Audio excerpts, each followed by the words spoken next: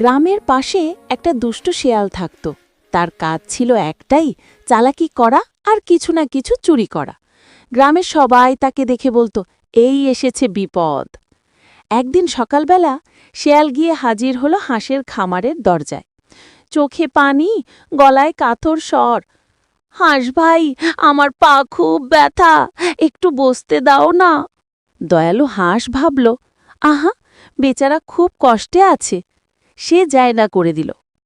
কিন্তু হাঁস বুঝতেই পারল না, শেয়াল বসার সঙ্গে সঙ্গেই তার লেজের নিচে একটা ডিম চুপচাপ লুকিয়ে নিল। শেয়াল ভাবল, হা হা, আজও কাজ হয়ে গেল।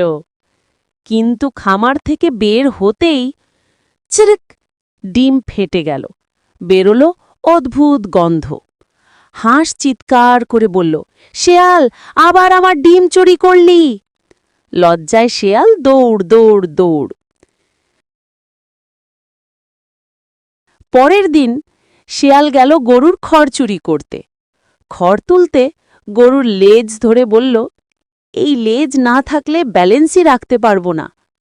কিন্তু গরু ভয় পেয়ে লেজ ঝটকা দিয়ে নাড়িয়ে দিল, আর শেয়াল সোজা আকাশে উড়ে গিয়ে ধপাস খড়ের বড় গাদায় গিয়ে পড়ল।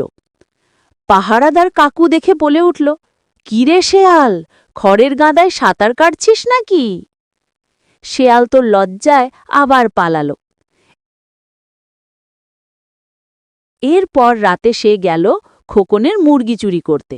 যেই মুরগিটা ধরল, কক কক কক, মুরগির ভয়ঙ্কর চেঁচামেচি শুরু। খোকন, দাদি আর কুকুর দৌড়ে এলো। কুকুর তেড়ে গেল শেয়ালের পিছে। শেয়াল দৌড়াতে দৌড়াতে হঠাৎ পা ফসকে ধরাম, সোজা কাদায় গড়াগড়ি। মাথা থেকে লেজ পর্যন্ত কাদা। শেয়াল দেখতে লাগল ঠিক কাদা মাখা ভূত। কিন্তু তাতেও শেয়াল থামল না। পরের দিন আবার গেল দুষ্টুমি করতে। সে জানতেই পারল না খোকন আগেই একটা ফাঁদ পেতে রেখেছে। যেই শেয়াল ফাঁদের ওপর পা দিল, ঢপ, তার মাথার ওপর বিশাল একটা ঝুড়ি পড়ে তাকে আটকে দিল। খোকন বলল, চুরি করলে এমনই হয়। শেয়াল দু কান ধরে কাকুতি মিনতি, আচ্ছা আচ্ছা, আর কখনো চুরি করব না, এবার থেকে আমি ভালো শেয়াল হব। গ্রামের সবাই হেসে উঠল, আর সেই দিন থেকে শেয়াল বুঝল, চালাকি করে কিছুই পাওয়া যায় না।